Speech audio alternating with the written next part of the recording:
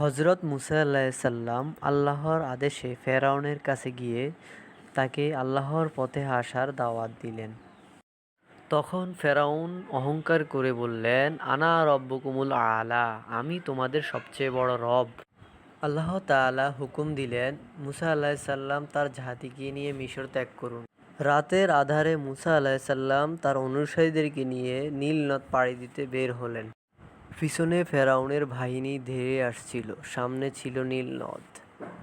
লোকেরা ভয় পেয়ে বলল, আমরা তো ধরা পড়ে গিয়েছি ইয়া মুসা।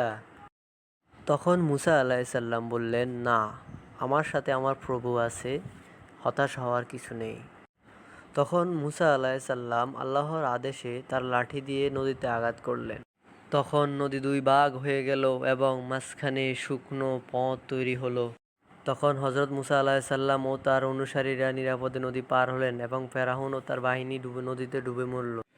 তো নিয়মিত ইসলামিক গল্প পেতে আমাদের চ্যানেলটি অবশ্যই সাবস্ক্রাইব করে রাখবেন, যেন নিত্য নতুন ভিডিও পেয়ে যান।